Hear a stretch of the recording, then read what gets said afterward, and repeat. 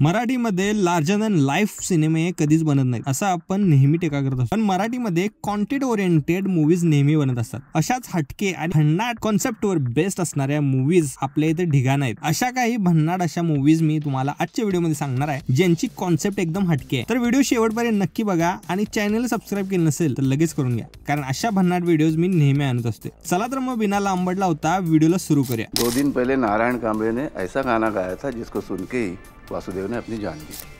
या चित्रपटात आपण बघतो एक वृद्ध कवी, गायक आणि एक सामाजिक कार्यकर्ता नारायण कांबळे यांना, ज्यांच्यावर एक सांडपाणी कामगाराला आत्महत्या करण्यास प्रवृत्त केल्याचा आरोप आहे. सांडपाणी कामगाराने कांबळे यांचे गाणे ऐकले आणि नंतर सुरक्षा उपकरणांशिवाय तो गटारात उतरला आणि विषारी धुराचा श्वास घेऊन त्याने आपली जीवन यात्रा संपवली. या आरोपामुळे कांबळे यांना तुरुंगात टाकले जाते आणि तारीख पर तारीख असा तमाशा सुरू होतो. मग या आरोपातून त्यांची सुटका होणार का हे तुम्हाला बघायचं या चित्रपटात. या चित्रपटाचं नाव आहे कोल. या चित्रपटात आपल्याला कोणताच ड्रामा, कोणतं संगीत बघायला मिळणार नाही. या चित्रपटात आपल्याला न्याय व्यवस्थेमधील त्रुटींवर प्रकाश टाकणाऱ्या गोष्टी बघायला मिळतात. या चित्रपटात गीतांजली कुलकर्णी, प्रदीप जोशी आणि शिरीष पवार यांच्या मुख्य भूमिका आहेत. हा मूवी तुम्ही प्राईम व्हिडिओजवर बघू शकता.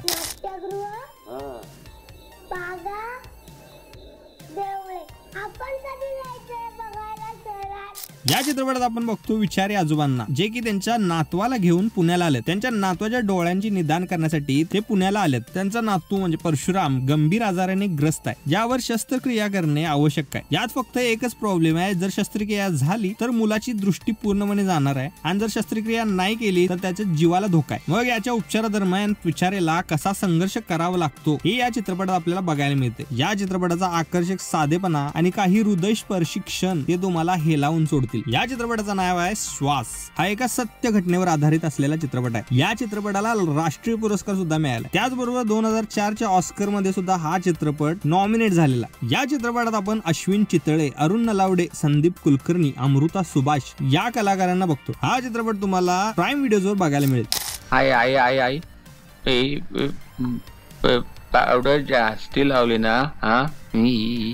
या चित्रपटात आपण राजन केतकर, त्यांची पत्नी मिनल आणि त्यांची मुलगी राणी असे एक सुखी कुटुंबाला बघतो. दुर्गा मावशी तिच्या मानसिक दृष्ट्या विकृत असलेला मुलगा नंदू ते राहत असलेल्या सोसायटीमध्ये ते राहायला जातात. एके दिवशी मिनलला कळते की नंदू तिचा बालपणीचा मित्र आहे आणि तिला त्याच्याबद्दल सहानुभूती वाटायला सुरू होते, जी राजनला आवडत नाही. त्याच्या फायद्यासाठी मिनल नंदूला पुनर्वसन केंद्रात दाखल करते. केतकर कुटुंब एका कार्यक्रमासाठी सेंटरला जाते. तिथे नंदू बराच काळ मिनलला पाहून अस्वस्थ होतो आणि पळून जातो. दुर्गा मावशी आजारी पडते आणि रुग्णालयात दाखल होते, तर नंदू मुंबईच्या रस्त्यांवर भटकत असतो. पोलिसांनी त्याला घरी आणल्यावर दुर्गा मावशीचा मृत्यू झालेला असतो. त्यामुळे नंदू आता अनाथ झालाय आणि तो आधारासाठी मिनलकडे येतो. तर मिनल आणि राजन त्याला स्वीकारणार का, की नंदू असाच भटकत राहणार हे आपल्याला बघायचं आहे या चित्रपटामध्ये. या चित्रपटाचं नाव आहे चौकट राजा. हा चित्रपट बघितल्यावर तुमच्या मनात एक अनोखी भावना निर्माण होते, जी फक्त एक अत्यंत खोल आणि प्रभावी चित्रपटच निर्माण करू शकतो. हा चित्रपट बघितल्यावर तुम्ही नक्कीच इन्स्पायर होणार आहे. या चित्रपटात आपल्याला दिलीप प्रभावळकर, अशोक सराफ, स्मिता तळवळकर आणि सुलभा देशपांडे बघायला मिळणार आहेत. हा मूवी तुम्ही प्राईम व्हिडिओजवर बघू शकता. मनात प्रश्नांचं वावटळ जेव्हा थैमान घालायला लागतं तेव्हा आयुष्याचं गलबत दिशाहीन फिरायला लागतं. हा मूवी एक 4 किशोरवयीन मित्रमैत्रिणींबद्दल आहे. अव्या, भग्या, चिवू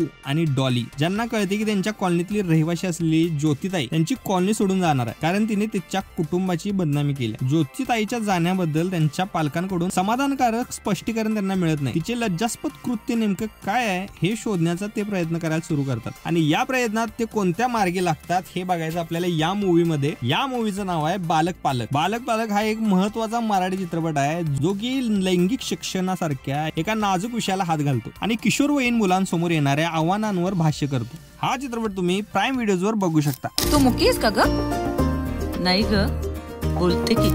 या चित्रपटात आपण बघतो सावीला. तिची आई लहानपणीच देवाघरी गेली, त्यामुळे ती तिच्या वडिलांसोबत एकटी राहते. वडिलांच्या धाकात वाढलेल्या सावीमध्ये वडिलांनी दुसरे लग्न केल्यानंतर ती वडिलांच्या विरोधात वागू लागते. हे करत असताना घरात आलेल्या वयाने वडिलांपेक्षा खूप कमी वयाच्या अम्मी बरोबर म्हणजे मुक्ता बर्वे हिच्या बरोबर हळूहळू मैत्री संबंध निर्माण होतात. काही दिवसांनी ती तिचे कोल्हापूरचे घर सोडून मुंबईला राहायला जाते. त्यानंतर चित्रपटात काय काय घडणार हे तुम्ही बघायचं या मूवीमध्ये. या मूवीचं नाव आहे आम्ही दोघी. या चित्रपटात आपण प्रिया बापट, किरण करमळकर, मुक्ता बर्वे यांसारखे तगडे कलाकार बघायला मिळतात. प्रॅक्टिकल बनण्याच्या प्रयत्नात आपण आपल्या आयुष्यातील माणसे गमावतो, ही जाणीव आपल्याला हा चित्रपट बघून होते. जगातील सर्वाधिक गुंतागुंतीची गोष्ट म्हणजे मानवी संबंध असतात आणि जगातील सर्वात मोठा संघर्ष म्हणजे स्वतःशी सुरू असलेला संघर्ष. त्यामुळे हा चित्रपट बघितल्यानंतर तुम्ही प्रॅक्टिकल गोष्टींपेक्षा भावनिक गोष्टींना जास्त महत्त्व देऊ लागाल. हा ही चित्रपट तुम्हाला प्राईम व्हिडिओजवर बघायला मिळेल. तर हे होते काही मूवी ज्यांची कॉन्सेप्ट एकदम हटके होती. यापैकी कोणत्या मूवी तुम्ही बघितल्यात हे मला कमेंट मध्ये नक्की कळवा आणि व्हिडिओ कसा वाटला हे नक्की कळवा. आवडला असेल तर लाईक करा आणि चॅनेलला सुद्धा सबस्क्राईब करा. मी भेटतो तुम्हाला पुढच्या व्हिडिओमध्ये.